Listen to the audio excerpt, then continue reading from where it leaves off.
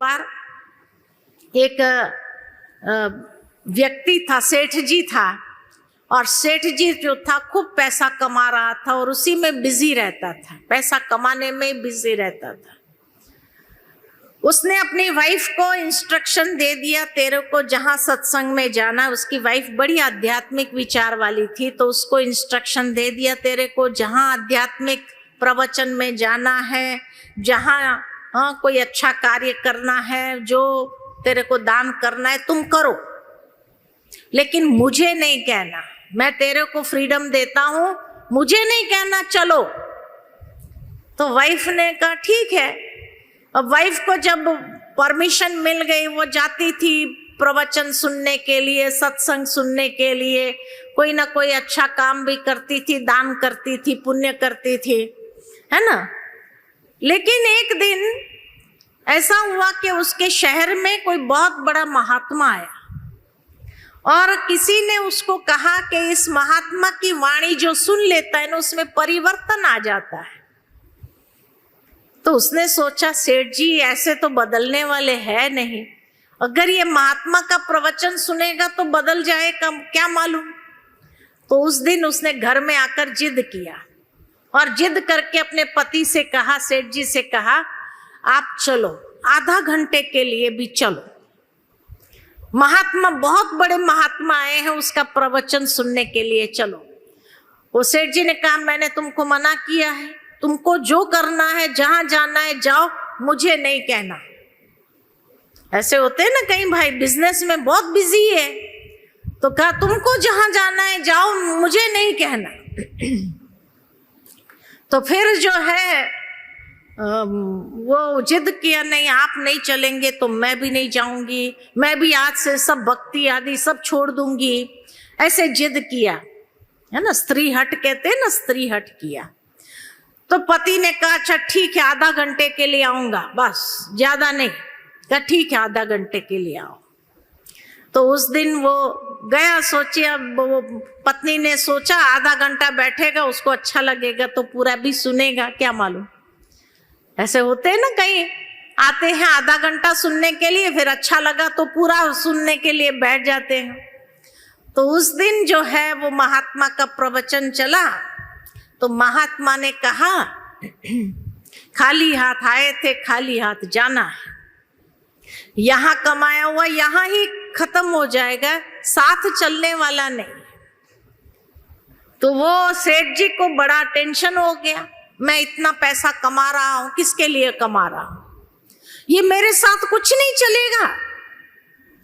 तो महात्मा ने कहा, भाई खाली हाथ आए थे, खाली हाथ ही जाना होता है, हर एक जब शरीर छोड़ता है तो ऐसे ही हाथ होते, खाली यहाँ की चीज यहाँ ही रह जाती है, यहाँ से कोई चीज लेके नहीं जा सकते। तो वो महात्मा जी को कहने लगा, सेठ जी कि अरे मैंने इतना पैसा कमाया, किसके लिए कमाया, मैं दूसरों के लिए, मेरे अपने बच्चे तो है नहीं, उसको कोई बच्चे तो था नहीं, तो कहा मैं क्या दूसरों के लिए छोड़ के जाऊंगा। आप इतने महान ज्ञानी हैं, मुझे वो विधि बताओ, मैं ये सब ले जाना चाहता हूं अपने साथ। तो महात्मा ने कहा, ऐसा तो कोई विधि नहीं है, यहां कमाए यही खाना है, साथ में कुछ भी नहीं जाएगा। नहीं, मुझे साथ ले जाना है। तो कहा, नहीं ऐसे तो कोई है नहीं कि कोई साथ लेके गया हो, ऐसा कोई है नहीं, उदाहरण भी नहीं है। तो सेठ जी बड़े परेशान हो गए, घर आकर के उसकी वाइफ को जो डांटा, मैं इसीलिए नहीं जाता हूँ सत्संगों में, ये ऐसी उल्टी बातें करते हैं ना, हमारा दिमाग खराब कर देते हैं। अब मैं इतना सारा कमाया धन मिलकत जो है सब कुछ यहाँ छोड़ने के लिए थोड़ी कमा रहा हूँ, मुझे तो अपने साथ ले जाना है। और वो वाइफ तो बेचारी शांत हो गई, ये क्या प्रॉब्लम हो गया।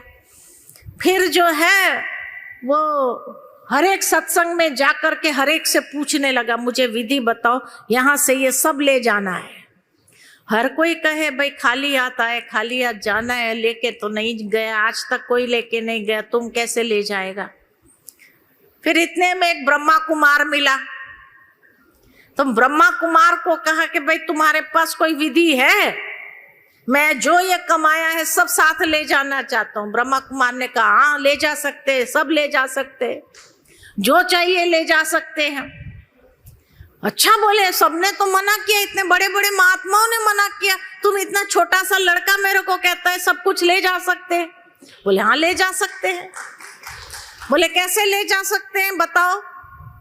तो कहा देखो, आप लाइफ इंश्योरेंस पॉलिसी निकालते हैं तो पॉलिसी जितने की निकाली, जितने अमाउंट की निकाली, आपको जितना अमाउंट चाहिए उतना प्रीमियम हर महीने भरना पड़ता है कि नहीं भरना पड़ता है? या साल में उतना प्रीमियम भरना पड़ता है? बोले हाँ भरना पड़ता है। तो बोले प्रीमियम भरेंगे तभी तो आपको पॉलिसी समय पर कुछ हुआ तो मिलेगा आपको अमाउंट। ठीक इसी तरह अगर साथ ले जाना है ना तो प्रीमियम भरो, प्रीमियम भरो, है ना। बाबा के घर में भी हम देते हैं, चावल मुट्ठी देते हैं तो क्या करते हैं, ये प्रीमियम भरा। तो प्रीमियम भरेंगे तो उतना वहां डबल होकर के मिलेगा, ट्रिपल होकर के मिलेगा। सुदामा ने चावल मुट्ठी दिया तो कितना मिला? हाँ पॉलिसी निकालो ना आप भी, कितना चाहिए आपको? राजघराने में चाहिए पद, या प्रजा घराने में चाहिए, या दास दासी घराने में चाहिए, उस हिसाब से प्रीमियम भरो।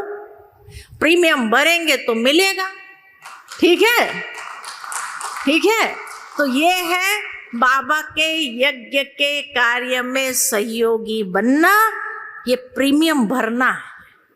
और ये प्रीमियम जो भरता है उसको मिलता है डबल ट्रिपल। जिस भावना से भरा, जिस भावना से, भावना बहुत बड़ी चीज है।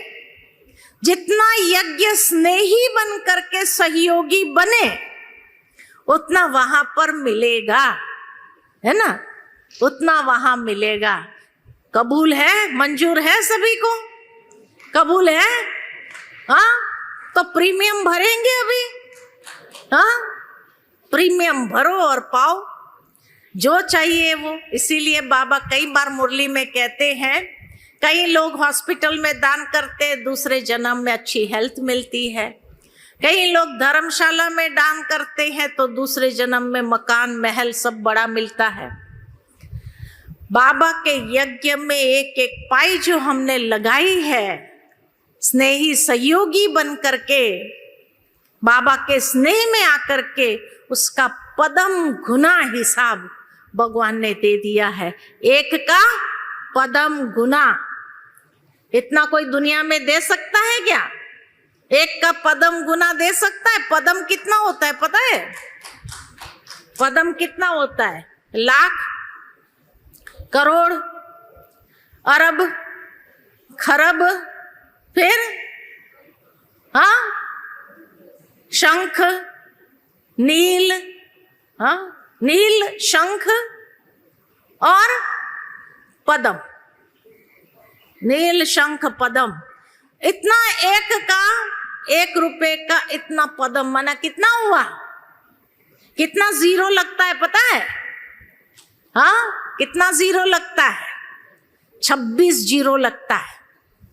एक का पदम गुना, माना 26 जीरो लगाओ, उतना भगवान बंधा हुआ है देने के लिए। लेकिन भावना कौन सी है? इंटेंशन कौन सा है? इंटेंशन को चेक करो। जितना प्योर इंटेंशन उतना प्राप्ति अधिक। जितना इंटेंशन अशुद्ध होगा उतनी प्राप्ति भी कम हो जाएगी। ठीक है, ठीक है। अच्छा, ओम शांति, ओम शांति।